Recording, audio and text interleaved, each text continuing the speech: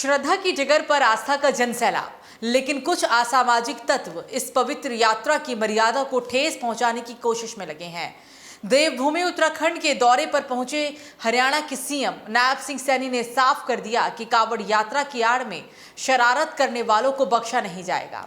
हरियाणा के सीएम नायब सिंह सैनी रविवार को देवभूमि उत्तराखंड दौरे पर रहे। इस दौरान उन्होंने कांवड़ यात्रा की आड़ में आए शरारती तत्वों पर कड़ी कार्रवाई करने की बात कही।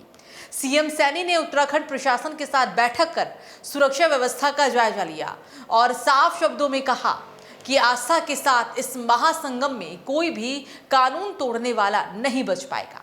राज्य सरकारें अलर्ट पर है, पुलिस बल तैनात है और हर गतिविधि पर कड़ी नजर रखी जा रही है।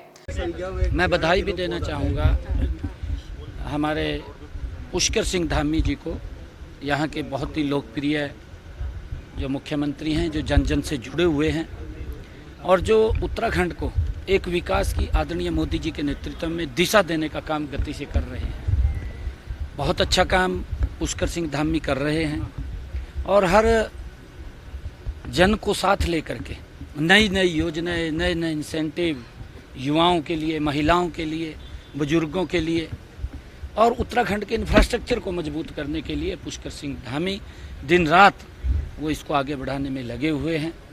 और आज हमें भी इस बात का गर्व है कि उनके नेतृत्व में उत्तराखंड विकास की नई बुलंदियों को छू रहा है। हरियाणा के सीएम नायब सिंह सैनी ने पत्रकारों से बात करते हुए कहा कि ये एक श्रद्धा की यात्रा है, भगवान शिव की यात्रा जिसे लोग श्रद्धा से कर रहे हैं। इस यात्रा में लोग बहुत दूर दूर से आते हैं। उन्होंने आगे कहा कि लोग नीलकंठ और उससे भी आगे से मां गंगा के पवित्र जल को लेकर 500 किलोमीटर पैदल चलकर अपने गांव, शहर और क्षेत्र में जाते हैं।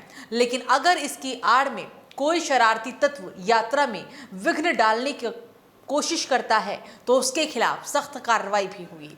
हरियाणा में सीएम के सिलेबस में गीता को शामिल करने को लेकर भी उन्होंने कहा कि हमने 8वीं कक्षा तक गीता को एक चैप्टर के रूप में सिलेबस में शामिल किया है। भगवान श्री कृष्ण के मुख्य रूप से कुरुक्षेत्र की भूमि पर यह संदेश दिया गया है। सैनी ने आगे कहा कि गीता एक पवित्र ग्रंथ है जिससे दुनिया के महान अर्थशास्त्री प्रेरणा लेते हैं। ये हम सभी के लिए गर्व की बात है कि गीता के पवित्र शब्दों को पाठ्यक्रम में शामिल किया गया है।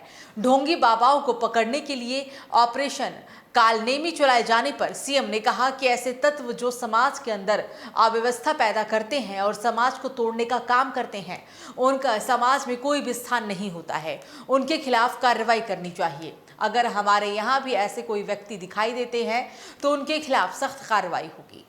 इससे पहले उन्होंने ये भी कहा कि पिछले दिनों उत्तराखंड में इन्वेस्टर समिट का आयोजन किया गया था जिसमें कई सारे निवेशक भी आए थे। कल ही भारत सरकार के गृह मंत्री अमित शाह उत्तराखंड आए और यहाँ पर भी इन्वेस्टर समिट का उत्सव मनाया गया। ये लोगों को बहुत ही प्रेरित करने वाला एक विषय है। मैं उत्तराखंड सरकार को बधाई देता हूँ। बहरहाल नायब सिंह सैनी ने साफ कर दिया है कि श्रद्धा की इस डगर को कोई गुमराह ना करे, क्योंकि अब सरकारें भी सजग है और जनता भी जागरूक।